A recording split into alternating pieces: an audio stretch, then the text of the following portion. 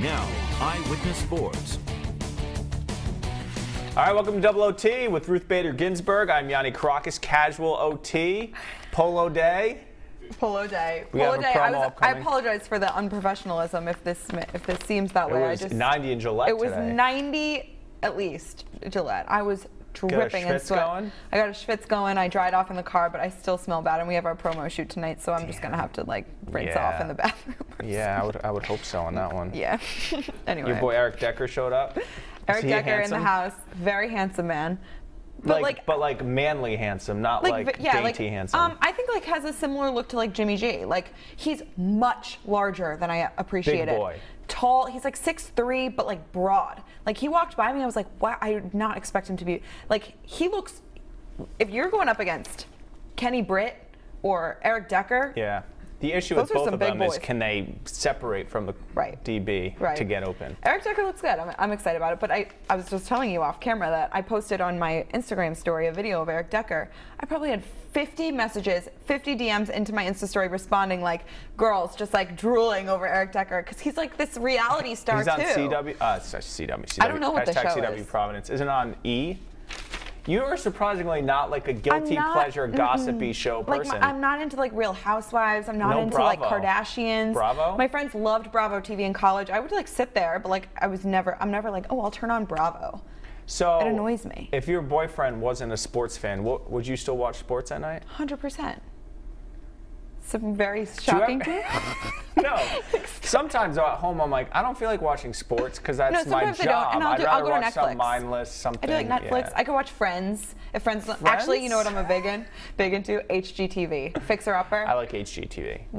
I feel like Chip and JoJo. HGTV appeases all, like I could be there with my in-laws and my wife. Everyone's fine with like a house search show. Yes, yeah. it's fun. Okay, this just all took over. Our first question: biggest takeaways from Patriots camp. We've both been up there. You were up there today. If someone was in Europe and just landed today and said, "What's been going on the last week and a half Patriots camp?" What would your big takeaways be? I thought you wanted to do this one first. No. Oh. My big takeaways would be that I think there's a lot of.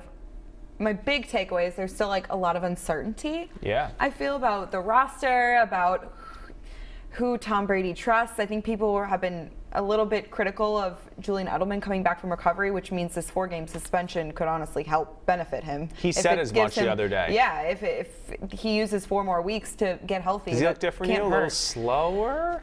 A little slower. He's been the one that said, I don't have my legs back yet, which I think is really interesting. It kind of gives you some perspective because I don't know how honest athletes are when they're coming back from an ACL injury because they want people to. So I feel like he's been pretty healthy. Pretty honest about his health. So that's been interesting. Obviously, the wide receiver situation has been uncertain with, Malcolm Mitchell, Jordan Matthews. Now they bring in Eric Decker. So I think there's still not a huge group of trustworthy guys for Brady. So I think that's going to be something they figure out maybe preseason, even though Brady's not going to play preseason. So I don't understand. I'm hoping we're going to talk about the preseason game in a minute, that he plays Thursday, like at least a quarter, because they haven't had any of the joint practices, so they haven't had a lot of game situations going against another team. I'm hoping that happens. They asked Gronk today if he expected to play, and he said, I'm always expecting to play, so who knows. Right, and what I think is going to happen, Belichick's move in preseason is he doesn't tell anyone until like a couple hours before, so everyone's like ready. There was a preseason game a couple years ago where we thought Brady was starting, and then he just didn't play. Yeah. I think that might have been the time he like had scissors and like cut. He was like trying to rip off some tape or something. Anyway, my biggest takeaway, and you mentioned it a little bit, is the receiving group. And not to toot my own horn, I think going into camp that was my biggest question mark.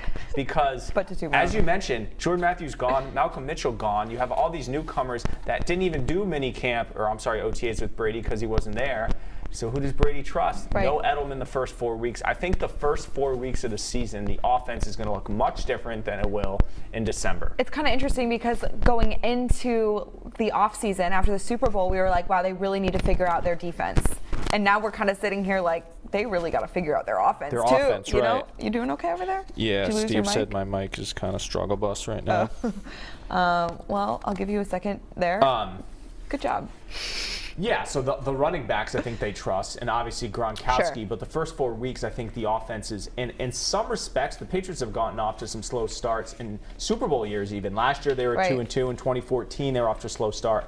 I think with no more two-a-days training camp, with the amount of time you can practice, in some respects, Bill Belichick has used the first few weeks of the season still as kind of figuring things out. Like, you want Right. to win the games, Right. but everything's a lot different. So with the receivers right now, 3rd and 11, who's Brady going to? Right. If Gronk is double teamed and you don't want to trust a little, pass to a running back because you need 11 yards, who's going to? I don't know. I don't know. I think Dorsett and Cordero Patterson have looked good. I've heard good things about, just the way Braxton Berrios is looking. He's a little small white receiver, very quick feet. I don't know if he's just, I don't know if, we'll see how he looks. That could be a potential in there, especially when. I think when the defense, though, and this is early on, some of them have said it's been easier to comprehend and implement stuff right now. With Matt Patricia gone, obviously, and Flores taking over the reins. So maybe that's good for the defense. Right. Like, remember last year, Stephon Gilmore took a while to get going. I think the defense will be better this year than it was last year. I have good feelings about the defense. Although last year, didn't they have like 7 or 8 games in a row where they didn't allow more than 15 points, and then they just melted down in the Super Bowl? We're done with the Super Bowl. It's in the past. We're moving forward. We're on to 2018. All right, what do we got like? next? The Belichick. Okay, I mixed up the order. That would have been a close one. All right. Is Belichick... I hate this. You don't like the question. Is Belichick getting softer? Tell your reasoning for asking so there's this this Boston Globe article by Ben Volen about he's achieved this work-life balance. He's out in the town. He was at the Red Sox game Sunday. He flew to the Hall of Fame. Surprise Randy Moss. He was at Preakness. He went to the basketball game during the Super Bowl week last year. Yeah, that was crazy. I do think he has achieved probably a better work-life balance at this point in his life than he did when he was winning the early Super Bowls with the Patriots. Some of that has to do with his girlfriend, who Linda, seems to be a social butterfly. She's a total social butterfly. And in 2018, when everything's on social media, we know that Bill Belichick was out and about here, there, and everywhere. We wouldn't have known that in 2003, pre-social media. So I think he's a guy who's always liked to have a good time, whether it's go to a Bon Jovi concert or do this or do that. But like in 2003, would Bill Belichick go on the cover of Nantucket magazine with these sexual eyes? Probably not. A lot of this, I think, has to do with Linda. But I will say, and everyone, a lot of the beat guys have made a point to say, they're going at a slower pace. He gave them off Sunday and Monday. Friday was like half of practice. Brady had a birthday bash. It has been kind of a looser, and maybe some of that has to do, and give credit to Bill Belichick, who always seems to evolve. Everyone says being coached by him is so difficult, and he rides them. So maybe he's evolving and saying, I'm going to start off slow. They've been to 3 Super Bowls in 4 years. They're tired. They've played more football than anyone. Long seasons. So here we are. Maybe let's take it slow, get a little soft. They did the thing where the offense played defense, defense played offense. They do the kick. That's a tradition, though, right? Yeah, the kick. And one of the big fat O-linemen tries to catch it. Yeah, the big fat O-lineman. Yeah, I was going to say, I hope it's not in response to all these guys from other teams coming out and saying we don't have any fun. Maybe the Danny Amendola, remember he had that sit down with Mike Reese, and he kind of talked about like he's not fun to play for. It's not an easy life. I hope that that's not what's causing this, but I think it may be just Bill being more of, like you said, just work-life balance. Maybe he's kind of figuring it out. He's also, we're talking about Tom Brady finding that work-life balance, spending more time with his family. Belichick's maybe like, is it a response to Belichick? Right. Maybe Belichick and Brady and Kraft. Hey, if these guys are gonna. Yeah. I don't know. That's interesting. Or maybe is he at the end of the road? Is he like, hey, maybe this could be his last season for all we know. I think when he finally leaves, none of us are going to be able to anticipate it. And he's just kind of like, I'll enjoy the ride. The other thing is, watch them go 19. Players coming up now are different than they were 15. You know what I mean? Sure. These are millennials. You like to say bash millennials, even though I am one. I think you're technically a millennial. Do you need to coach these guys differently than he coached Lawrence Taylor in 1987? Right. But he has been, while his press conference demeanor hasn't changed a lot, he's been a little bit lighter. I loved his press conference today. And I think a lot of that has to do with no one was asking really any of those controversial, girly poppy questions about like, you know, what's going on, the e-news questions. Right. They're asking more about like football and the guys and health and, you know, whatever, getting ready. He went on a long rant about not practicing with another team and how each, you know, that has its benefits, but you know, practicing with a team has its benefits, you know, but he was so like, you know, he almost made reporters feel good about the questions they were asking today. Nice. Almost. Talked a lot about David Dombrowski and the Red Sox, had a really long rant. Like, to go back to your work-life balance question, I think he's, I don't know. You know what I like about Belichick? He appreciates people in other sports who achieve greatness. So he wants Kobe Bryant to speak to the Pats. Hey, let me pick the brain of Tony La Russa or Dave Dombrowski. He used the word marvel today. He said, "I'm marveling at the, or I marvel at the way the Red Sox are competing." Yeah, he said that about Brad Stevens. It's unbelievable. We've seen him at a Bruins practice with Claude Julien a few years ago. And people talk about him being this egomaniac who's just, you know, which is why he sat Butler. He's just, it's his big head. Like, this guy actually is almost humble when he talks about other guys in sports and who he looks up to and who he respects and who he marvels. I just think that's really interesting. Thought today was great. All right, Redskins Pats on Thursday, first preseason game. What do you want to see? Like so-and-so play, so-and-so not play. What would make you happy at the end of the night Thursday? Do you remember this last year? Austin Carr, wasn't he undrafted? Wide receiver out of Northwestern. And everyone fell in love with him. And everyone's like, he needs to make the team. He's just playing so well. And then he gets cut, and everyone's sad. So I'm trying not to. Devin Lucien or DJ Foster, everyone like falls in love and they don't make the team. For example, Braxton Berrios, great career at Miami, really smart guy. He was like a academic All-American, like he may not make the team. He may not make the team. Might play really well in preseason, you know. So that's, I don't know. Just what do I want to see? I'd like to see defense. Be cool to see a little defense for a change. Like actual well-played defense? Like actual well-played defense. Like, don't let them score a lot of points. Well, it's preseason. Do you think they're going to go all out? I don't know. I'd like to see the defense do well. I want to see Tom Brady play at least a quarter with these new receivers. I want him to throw passes to Eric Decker and I want to see Decker. Kenny Britt if he's out there. I want to see Cordero Patterson. I want to see all these guys. Can I see Brady with these new weapons that aren't Gronk and Edelman? It'll be interesting to see what Edelman does in preseason. And he can play preseason, right? Yes, he'll be out there. I wonder if he'll even risk it. The 7 days prior to the first game, he can't be in the building for a full month. So the question is, he's going to use those 4 games to get healthy. Are you going to go on the field and, you know, you tore your ACL in the preseason last year? It's going to be killing him. He'll miss in total 20 straight games. So he got hurt during the Lions preseason game last year, I believe it was. So that was 2nd or 3rd week. So it's coming up on a year. So he's at a full year. Most guys coming back from ACL, it happens mid-season or whatever. He hasn't played a football game since the Falcons Super Bowl.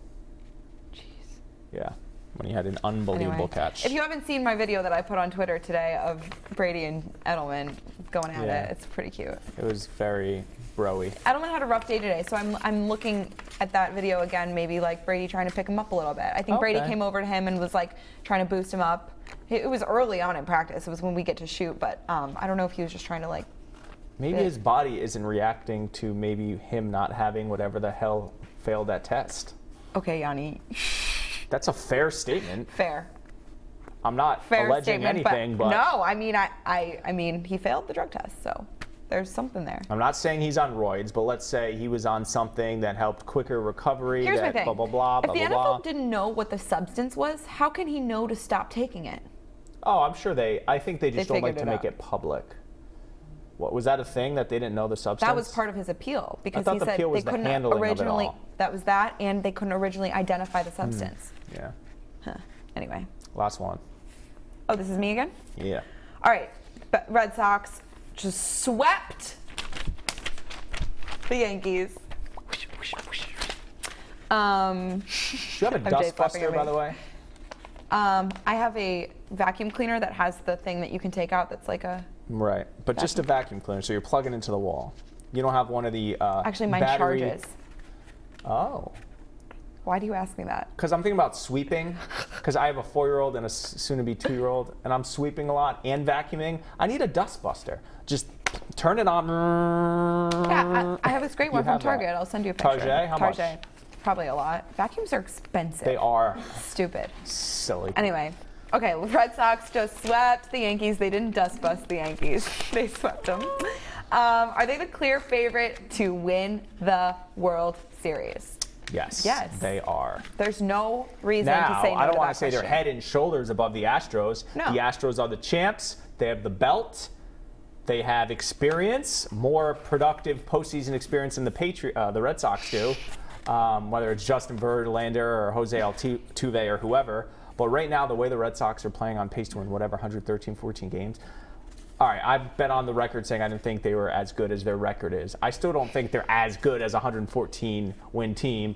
But I don't want to be the guy who looks back in October when they win it all and say, why didn't you believe them in June, July, and August? All the signs were Just there when they were winning it all. This is so Boston. this weekend proved to me they are legit, they are real, and Sunday night specifically, because they could have ended that series. Hey, we took 3 out of 4. We did what we had to do. They didn't We're want to. They down 3 in the wanted 9th. It's midnight, and they fought back and won that game for the sweep. They literally stomped on the Yankees' neck. Can we get a Very shot of demonstrative Yanni's right foot? now. Demonstrative stomping on the Yankees' neck. So I'm a true believer in this team. Now listen, come October, the anxiety, the pressure builds. I don't think it'll Happy be to see quite the David same. Price pitch well. I think there's this build-up for Price, like, can he pitch in big games? And he did.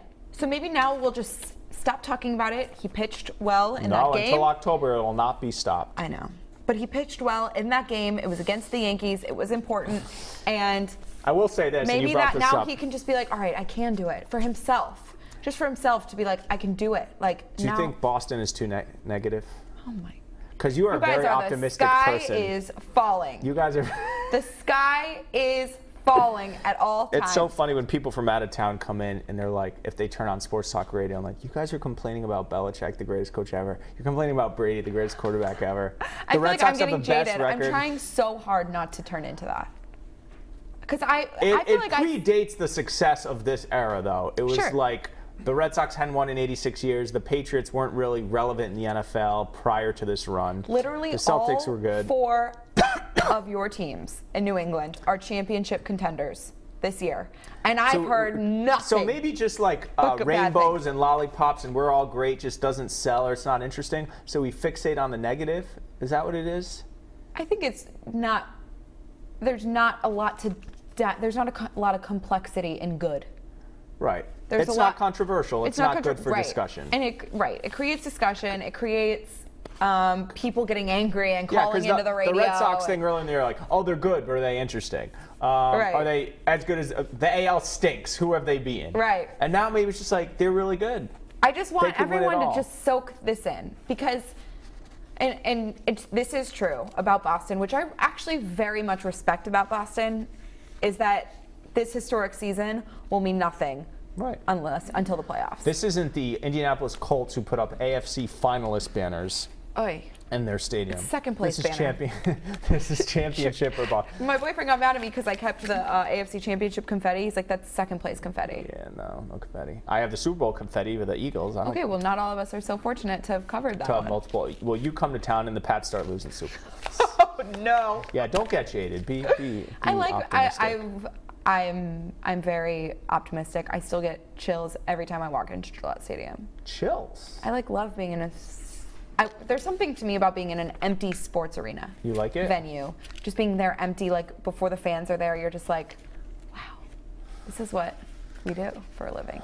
It's cool. Sometimes I did have a moment during training camp too where I was like, that's Tom freaking Brady. Like, yeah. Well, it's gonna be nuts in 20 years when you're telling your. they always say Are you Danny gonna have Etling kids in is 20 years? Yeah. I might have kids in 20 You're years. gonna tell I your hope kids so. and eventual grandkids, like, that's like our parents being like, I covered Babe Ruth for a living, Right. or Michael Jordan. Right. I saw Michael Jordan once as a fan, as an 11-year-old. But if he goes down as the greatest football player ever, and you covered him in a Super Bowl, Pretty that's unbelievable. Pretty cool. He shook similarly, my hand. we saw LeBron James play in person this year. That was cool too. I mean, with LeBron and Brady, arguably two of the best at their respective sports. I know. I have a mutual friend who just this summer is now doing Lakers.com, like media for Lakers. It's really cool. For LeBron. I mean. LeBron James. Oh. And all right, that'll do it for Double OT. WPRI.com. Hashtag WPRI Double casual edition coming this fall. New England Nation Double OT. I like these polos. They kind of look good on set too. Yeah, they pop. Good red. All right, for Ruth Bader Ginsburg, I'm Yanni Caracas. We'll see you next time.